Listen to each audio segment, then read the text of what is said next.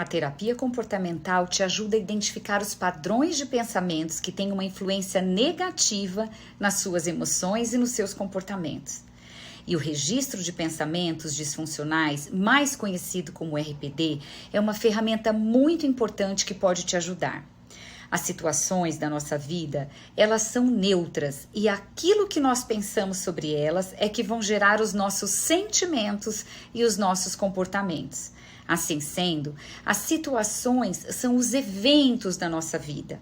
Os nossos pensamentos, eles influenciam no que sentimos e em como nós nos comportamos.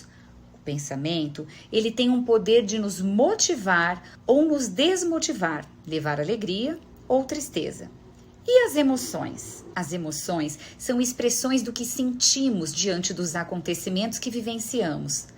O seu comportamento são as reações que você vai tendo ao longo da vida. E o que ocorre é que nós acreditamos que os eventos que ocorrem na nossa vida nos fazem sentir bem ou mal. Porém, os eventos, eles são neutros. Somos nós que, através dos nossos pensamentos, atribuímos emoções aos eventos. O seu comportamento, ele vem da forma como você se sente, ou seja, baseado em como você se sente, é que você se comporta. Suas emoções definem o seu comportamento e o seu comportamento define as suas emoções. Nossos pensamentos, sentimentos e comportamentos estão interligados. Vamos agora a um exemplo do RPD? Vamos imaginar uma situação que acreditamos que gera uma emoção. Lembrando que o que gera a emoção é aquilo que você pensou da situação. Por exemplo, você recebe um e-mail do seu chefe no sábado e fica com muita raiva. A questão é que você sentiu raiva porque você pensou, que falta de respeito, ele acha que eu sou um idiota, eu não tenho paz. Mas vamos imaginar a mesma situação. Você recebe o e-mail do seu chefe no sábado, mas diferente da situação anterior, você fica tranquilo. Mas por que você ficou tranquilo? Porque você pensou, esse e-mail não tem urgência para resolver e eu posso muito bem fazer isso na segunda-feira. Meu chefe é inseguro e deve ser sem noção para me mandar uma mensagem no sábado. Então, olha que interessante. Em uma situação, você ficou com raiva.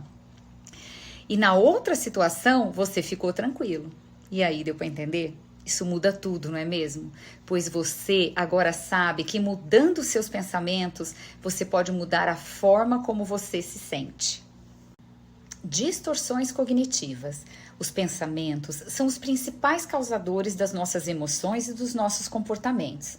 Os pensamentos influenciam tanto os nossos comportamentos e emoções, como alegria e entusiasmo, quanto os nossos comportamentos e emoções disfuncionais, como tristeza, por exemplo. Avalie quais pensamentos que vocês têm que se encaixam nestas distorções. Vamos à primeira? A catastrofização é quando você prevê o futuro de forma negativa. Você pensa sempre que o pior de uma situação vai acontecer e que se algo acontecer vai ser terrível, insuportável. Vamos a um exemplo? Eu não viajo de avião porque eu sei que o avião vai cair. Não vou sobreviver se eu me divorciar. Se eu perder o emprego, nunca mais vou arrumar outro com esse salário. A previsão do futuro é quando você antecipa os problemas que talvez nem vão acontecer. É quando você coloca expectativas negativas sobre o futuro, onde esse futuro sempre vai ser ruim. Por exemplo, eu vou viajar, mas já sei que não vou gostar da viagem. Meu supervisor não vai aprovar minhas férias ou as minhas ideias. Não vou conseguir outro emprego. Não vou conseguir lidar com a mudança de chefia. A diferença da catastrofização para a previsão do futuro é que na catastrofização tudo vai ser insustentável ou insuportável. Vamos à terceira? A leitura mental ou bola de cristal. É quando você acredita que sabe o que os outros estão pensando sobre você, não levando em consideração outras possibilidades muito mais prováveis. Por exemplo, ele não gostou do que eu falei. Eu vi o jeito que ele olhava. Eu percebi ele distraído. Ou eu percebi que ele atendeu o telefone na hora da conversa. Você presume que você sabe o que o outro está pensando sem qualquer evidência concreta.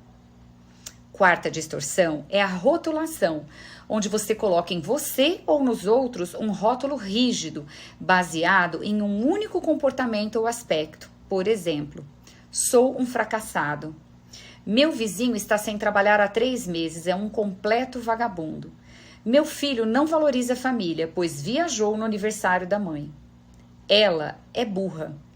Você tem uma ideia fixa de como você ou os outros deveriam ser, e não de como eles são. Afirmações do tipo deveria ou tenho que. Você tem uma ideia fixa de como você ou os outros deveriam ser, e não de como são. Por exemplo, eu tenho que ter controle sobre todas as coisas.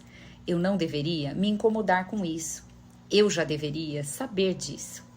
Sexta distorção, e se? É focar naquilo que poderia ter sido, mas não foi. E culpar-se por escolhas do passado e questionar-se por questões futuras. Por exemplo, se eu não tivesse viajado, isso não teria acontecido. Se eu tivesse aceitado aquele emprego, eu estaria melhor agora. Sétima distorção, personalização. É assumir a culpa ou o erro por acontecimentos negativos, não conseguindo ver que outras pessoas ou outros fatores também estão envolvidos no acontecimento. Por exemplo, ela me traiu porque eu trabalhava muito. Meu casamento acabou porque eu trabalhava muito. Meu chefe está bravo, provavelmente porque eu não estou coordenando bem a equipe. Oitava distorção, vitimização. Considerar-se injustiçado ou não compreendido. A causa da emoção negativa é algo ou alguém, havendo recusa ou dificuldade de se responsabilizar. Por exemplo, ele não me entende. Faço tudo pelos meus filhos e eles não me agradecem. Estou assim por sua causa. Você sempre me tira do sério. E é tudo culpa sua ou dos juros, da inflação, do governo. Você se torna uma vítima das situações sem se responsabilizar por nada, colocando tudo nas costas dos outros. Distorção número 9, pensamento dicotômico. Você avalia as situações, você mesmo e os outros em 2 categorias extremas, totalmente mal ou totalmente bom, fracasso total ou sucesso total. Por exemplo, se eu não passar na prova, serei um total fracasso. Meu chefe não me convidou para o almoço, então não devo ser importante na equipe. Todos me rejeitam, nada está bom. Ou é tudo perfeito, ou melhor nem fazer. Observar sempre as palavras todos, tudo, ninguém e nada. 10ª distorção, desqualificar ou desconsiderar o positivo. Você diz a si mesmo, irracionalmente, que as experiências positivas, realizações ou qualidades não contam. Você desqualifica as coisas positivas que você conquistou ou que acontecem, chegando a achar que o resultado foi sorte ou que não foi mais do que obrigação.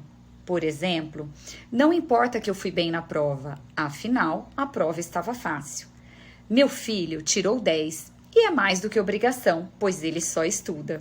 Outro exemplo, eu realizei bem aquele projeto, mas isso não significa que eu sou competente, eu só tive sorte. Distorção número 11, minimização ou maximização. Você minimiza características positivas, acertos e conquistas e maximiza as características negativas ou os erros. Por exemplo, fui aprovado para um novo cargo, mas isso não significa que eu esteja à altura. Me escolheram porque eu era o último. Deu para entender? Distorção número 12, raciocínio emocional. É presumir que sentimentos são fatos. Pensar que algo vai acontecer ou é uma verdade porque você tem um sentimento sobre aquilo, que na verdade é apenas um pensamento forte. Você acha que algo deve ser verdade porque você sentiu intensamente, ignorando ou desvalorizando as evidências em contrário. Você toma a emoção como fato. Se eu sinto isso, então deve ser verdade. Por exemplo, eu sinto que minha mulher não gosta mais de mim. Eu sinto que meus colegas me acham bobo. Eu sinto que estou tendo um infarto. Então isso deve ser verdade. 13ª distorção, supergeneralização. É considerar um evento como fato e justificar que sempre é assim. Meu namorado me traiu. Devo ter o dedo podre. Nunca serei feliz no amor. Vou morrer sozinho. 14ª distorção, abstração seletiva ou filtro mental. Você ignora aspectos relevantes de uma situação para focar em um aspecto negativo, ou seja, você foca no que é negativo e chega em uma conclusão do todo, focando apenas em uma parte do contexto, que no caso é o ponto negativo. Por exemplo, todas as pessoas não gostam de mim. Ninguém me valoriza. Meu chefe me avaliou muito mal. Porém, muitas vezes ele fez apenas uma crítica pontual. Muito bem, assim sendo, nós finalizamos as distorções cognitivas.